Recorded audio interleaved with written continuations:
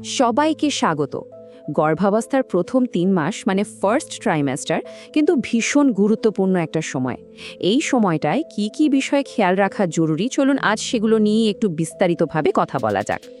গর্ভাবস্থার প্রথম ৩ মাসকে বলা হয় সবচেয়ে সেন্সিটিভ সময়। কিন্তু কেন বলুন তো? কারণটা খুব সহজ। ঠিক এই সময়টাতে কিন্তু একটা নতুন জীবনের একেবারেই ভিত্তিটা তৈরি হয়। মানে ভবিষ্যতের সুস্থতার প্রথম ধাপটাই হলো এই ৩ মাস। দেখুন, ঠিক এই কারণেই সময়টা এত ক্রিটিক্যাল। এই প্রথম ৩ মাসেই বাচ্চার ব্রেন, হার্ট মানে শরীরের সব ভাইটাল অর্গানগুলো তৈরি হতে শুরু করে। বুঝতেই পারছেন এই সময়টায় একদম সামান্য অসাবধানতাও কতটা ঝুঁকিপূর্ণ হয়ে উঠতে পারে। তো এই জার্নিটা তাহলে কিভাবে শুরু করা উচিত? চলুন, আমাদের প্রথম পর্বে আমরা ঠিক এটাই দেখব, যাত্রার প্রথম এবং সবচেয়ে জরুরি স্টেপটা কি। তাহলে কোনটা সেই ১ নম্বর কাজ যা এই পুরো জার্নিটাকে সেভ করে তুলবে?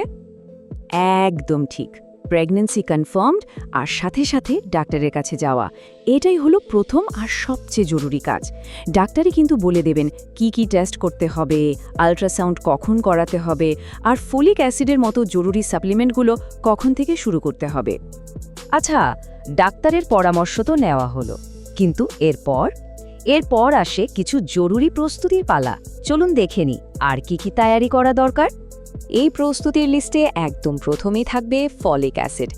এটা যে কতটা জরুরি তা বলে বোঝানো যাবে না, কারণ বাচ্চার ব্রেন আর স্পাইনাল কর্ড মানে স্নায়ুতন্ত্র প্রথম কয়েক সপ্তাহেই তৈরি হয়, আর ফলিক অ্যাসিড ঠিক এখানেই কাজ করে।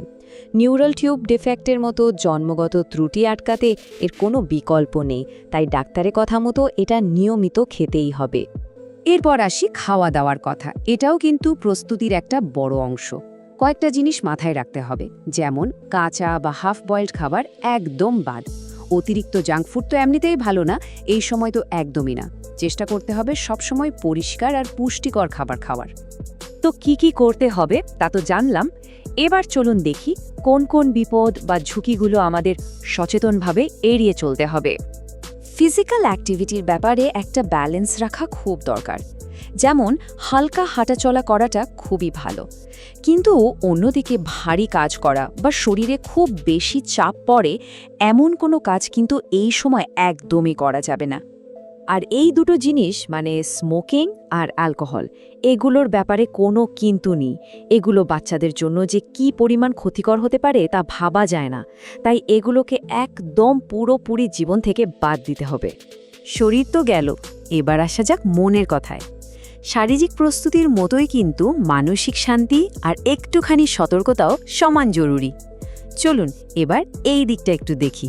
এখানে একটা খুব জরুরি প্রশ্ন চলে আসে, ঠিক কোন লক্ষণগুলো দেখলে আর এক মুহূর্ত দেরি না করে ডাক্তারের কাছে ছুটতে হবে।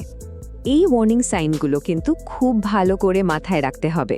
যেমন ধরুন, পেটের সাংঘাতিক ব্যথা, খুব বেশি ব্লিডিং, জ্বর বা কোনো অ্যাবনর্মাল ডিসচার্জ, এর মধ্যে যে কোনো একটা লক্ষণ দেখলেই কোনো রকম দেরি না করে সঙ্গে সঙ্গে ডাক্তারের কাছে যেতে হবে।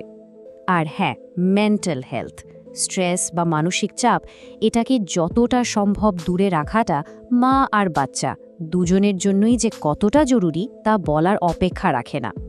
এই সময়টায় পরিবারের সাপোর্ট আর একটা পজিটিভ পরিবেশ কিন্তু ম্যাজিকের মতো কাজ করে। আমরা আলোচনার প্রায় শেষ পর্যায়ে চলে এসেছি, আর এখন আমরা জানব এই পুরো জার্নির সবচেয়ে গুরুত্বপূর্ণ নিয়মটা। আর সেই গোল্ডেন রুলটা হলো, নিজের মন মতো কোনো ওষুধ কখনোই না। সব সময় যে কোনো পরিস্থিতিতে ডাক্তারের পরামর্শটাই শেষ কথা। মনে রাখতে হবে এই সময়টায় সবচেয়ে বড় বন্ধু আর গাইড কিন্তু ডাক্তারই। আমাদের আজকের আলোচনা তো এখানেই শেষ, কিন্তু যাওয়ার আগে একটা প্রশ্ন রেখে যাই।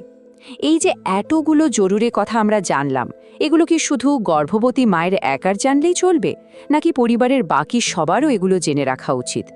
অবশ্যই ভাবা দরকার, তাই না? এই তথ্যগুলো শেয়ার করলে হয়তো আরও অনেকেই সচেতন হতে পারে।